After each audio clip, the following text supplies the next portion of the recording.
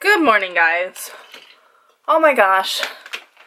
Has today been so dramatic, and it's not even, it's just turned to be like 11 o'clock.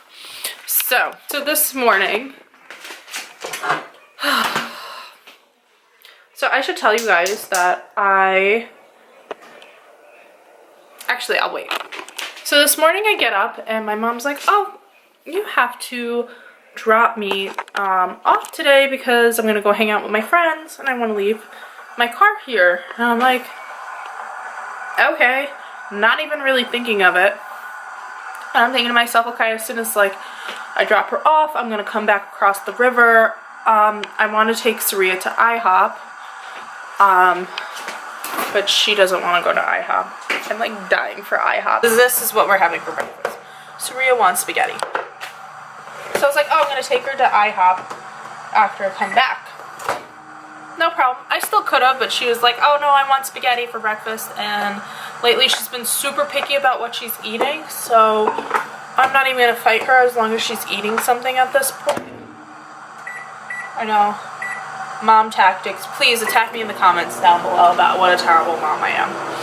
I really don't care. So yeah. So I'm like, I'm getting ready to head out the door. I grab my car keys. Mind you, my mom and I have the same, almost the same car. I think my car is 1 year newer than hers. Not much of a difference, honestly. So I was like, okay, I head out the door, I grab the keys, I grab like Saria's backpack and everything, and I run outside, and Saria's right behind me, and she's like, Mommy, where's your car? And I'm like, oh my god. I look and my car is not there. Now I have this habit. I'm not going to call it a bad habit because I know I shouldn't do it, but I do it anyways. Because my ex used to do it when we were together and we still had, it was still his car.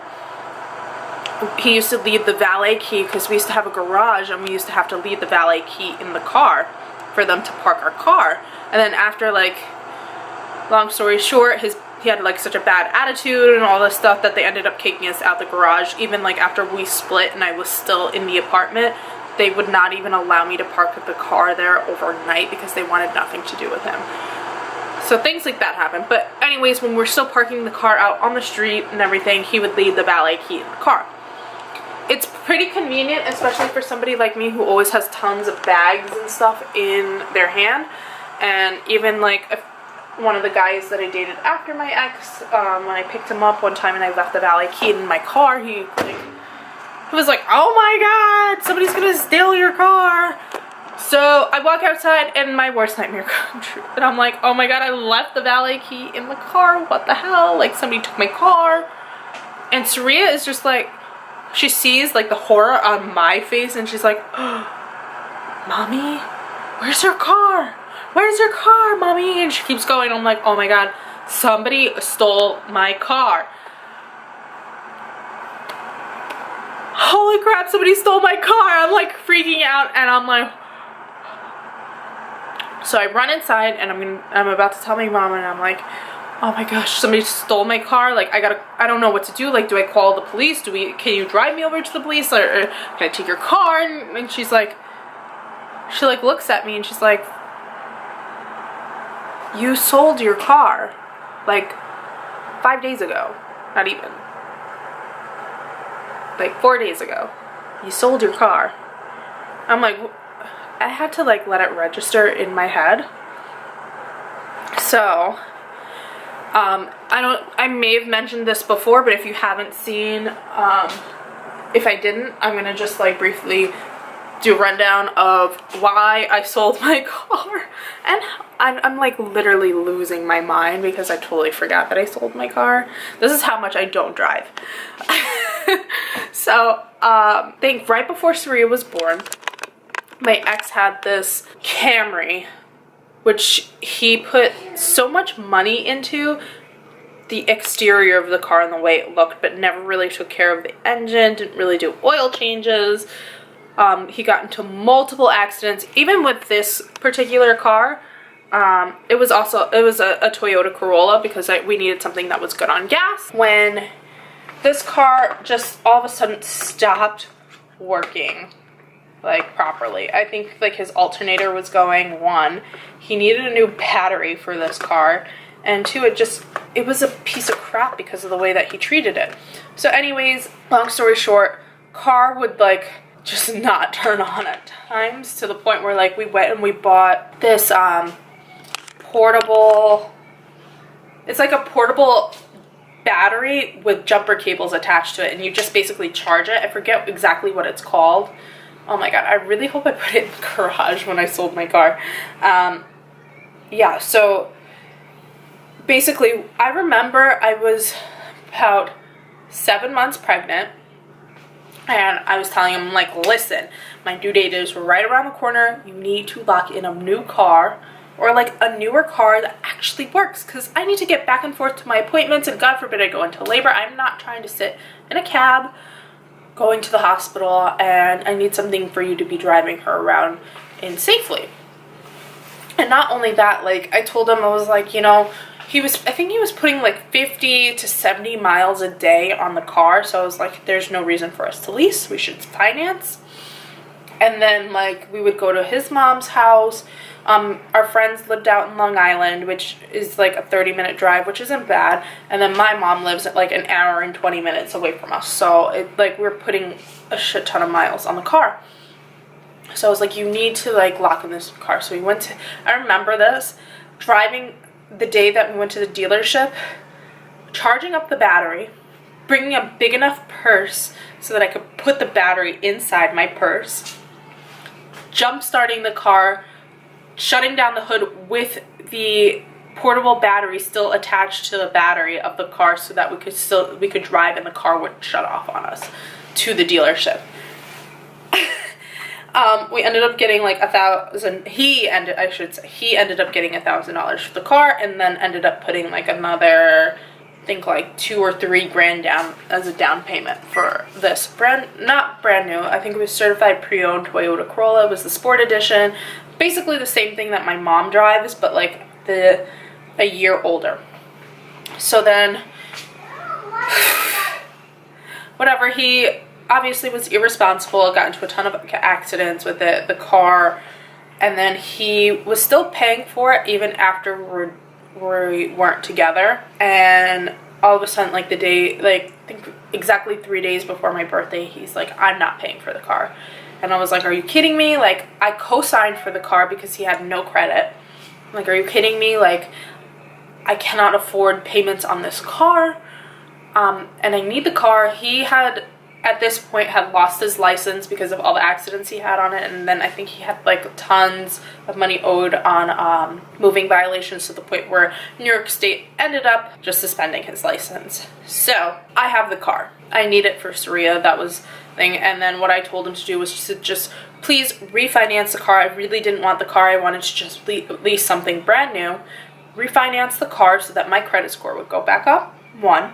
2, I'm not responsible if he decides not to pay for the car, and I don't have to worry about somebody coming over and repossessing the car from me, and then I'm kind of screwed with Saria. So I was like, refinance the car, pay me back because I put $1,400 into the car to repair, like the front end was just like falling off when he had gone into rehab, and I didn't want to drive it around with my daughter like that. So I was like, we had this deal, and he claims that this never happened, that if I was to just pay for it while he was still in rehab, that he would reimburse me when he started working again.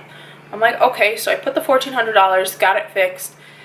He had done like some terrible like repair jobs prior to me doing this, so like when I brought it in, the guy was like, what the fuck is this? Like, what the hell? I need to like repair certain things. So it ended up costing me more than what I needed to do. So anyways, the deal between my ex and I was he was to pay me back the $1,400, refinance the car in his name only, because he was still paying for the car at this point, and I would give him back the title and everything to the car. He never did that. He just kept like, I think even before, like even when we're still together, like a year after we got the car, was like, please try and refinance it in your name only, like it's making my credit score drop. I'm trying to get out of debt with my school loans. Long story short, he never did it. Then just stopped paying it like 3 days before my birthday. He was like, I'm not paying for it anymore. So I was like, oh my god. So I ended up absorbing the payments. It was way more than what the car was worth. I tried to sell it. Nobody wanted it because of the accidents that came on it. I'm paying for it, and then, so yeah. The last 2 months, I've just been so short on money because I obviously don't make that much. And it's just been putting a negative in my account. And I only get paid twice a month. So literally like for half of a month, after all my bills and everything are paid for, I'm like sitting with literally no extra money, nothing. He doesn't pay child support, which is like a whole nother thing. He's just been like not complying, just being a total jerk. So whatever. It's been like drawing a negative in my account, and I was telling the guy that I'm not the type to try and like badmouth certain people, and I try not to complain too much, and I didn't want him to think like I'm so helpless and this, that, and the other. So I was like, it's nothing, like I'm gonna figure it out. Eventually he coaxed me into telling him what exactly was going on, and I told him, and he came up with this solution where he would try and find somebody to pay like more than what the car is actually worth. He wanted me to just, since I don't drive a lot, he wanted me to go to a dealership and have them pay off the car completely, and then if there was anything left over, put it towards a down payment for a lease, for me to lease basically like a brand new car. I'm like, okay, yeah, that's a great idea, but this car has so many accidents on it. Like I tried to sell it like in the beginning, and it just, nobody was biting on it. He actually took me, I think it was last Sunday after breakfast, he took me to go to a bunch of different dealerships, and it came up on the report that there was only one accident, thankfully, because I have paperwork and police reports that when I was cleaning out the car the other night to sell it, of all the accidents that ever happened to this poor car, I guess my ex never actually like reported it, or he got a good deal when he was like fixing the car. I don't know what he did. He did a lot of shady things. So I was like, oh my gosh, thank God. So it made the value be a little bit more, but not enough to actually pay it off. But he was able to find somebody that was willing to pay a good amount of money, and it only left me with like $2,000 over for me to pay off the car, which was taken care of. And now I'm going to be leasing a car. Hopefully I get approved. I think I got approved, but it's just like, it's not the payment that I really wanted. I'm still saving a little bit of money, but now I'm like super broke. But anyways, I'm not gonna be broke forever. This is just temporary. I just gotta keep it in mind. So yeah, my car is gone. That is like a long story short, but still a long story, because you know I like to go into details and give you guys all the 411. But yeah, so I totally forgot that my car was sold. I've been thinking this whole weekend that it's just sitting in my driveway, and it's not. Lord help me. So yeah, my mom left me her car. She was very nice and generous to leave me her car today. Once Surya is done eating breakfast, I'm going to load up all my extra boxes and stuff and go get my clothes and break down the bed that I have in that apartment and put it into storage hopefully tomorrow. I also have to make a reservation to like pay for storage. Like, it's just like little things like this just keep coming up.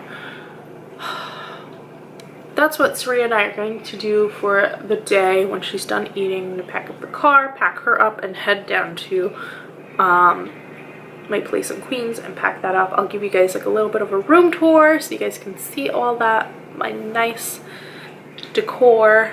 And then I'm gonna pack it up and come back up here and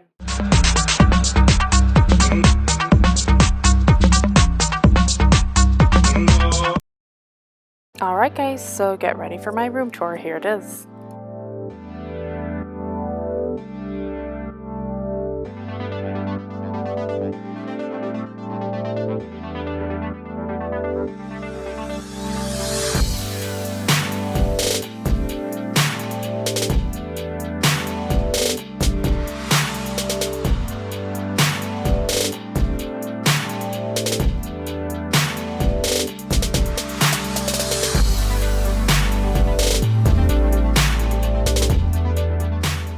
Alright guys, so I'm going to start over here with my chair. I got this one from Kohl's and I needed a chair just so that I could sit and read instead of being in my bed all the time. And then I also got a heated blanket because the brick wall over on this side always used to give me a draft in the winter time. And then I have my TV propped up over there in the corner on some plastic drawers because I didn't want to hang it in my wall because it's a very thin wall. And then right over here, that's like where we took our trash out, because in the city we only have certain days where we can take our trash out to the curb because we didn't have an actual area where we could leave our trash. So we would leave it out here for now until the days that we had garbage days, we can take it out to the curb. And then across from my window is the kitchen window, and then you can't see it, but the living room window was also over there as well. So this was kind of like a rectangular space. It was kind of like an awkward space, so yeah, I didn't really have much privacy and I only had one window. My roommates would also use it to like smoke when we had people over, because we didn't have a patio for anybody to smoke outside. So yeah, my room constantly on a Saturday and Friday night smelled like cigarettes from people smoking right outside my bedroom window, which is okay. And then over here I just had my air conditioner here set up in the window, and also my dirty clothes hamper I used to leave over here too so that it was out of the way and out of sight. And this is the beautiful brick drafty wall that I was telling you about in the wintertime, and I loved having that here. And don't mind my linens. Have Surya watching TV here. I took off all my old linens. I loved my bed and my headboard. I just wish it was a little higher. I got this from Wayfair, but it's so pretty and so girly.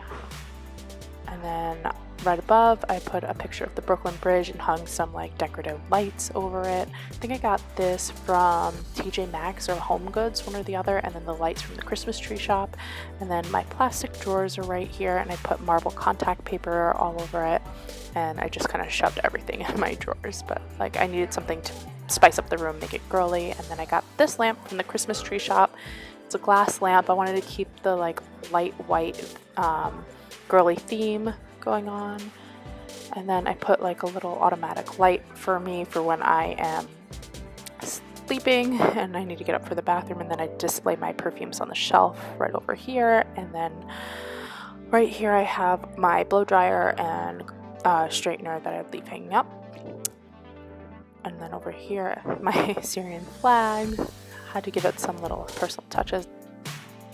Next, moving on to my closet, I put more automatic lights in my closet, and then I use these dividers to divide up like where I kept my snacks. My purses were over here. I had my linens and then towels, and I was going to put another pole to give myself more closet space, but I didn't end up doing that. And then this is like where I kept all my shoes. I had a lot of space in my closet, so I'm not complaining.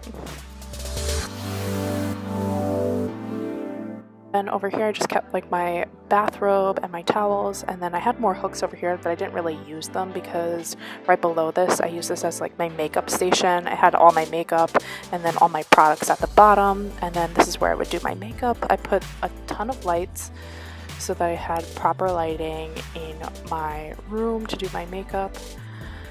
I didn't want to hold up the bathroom. I mean, I was with 2 other people in this apartment. So yeah, that was my little getaway room.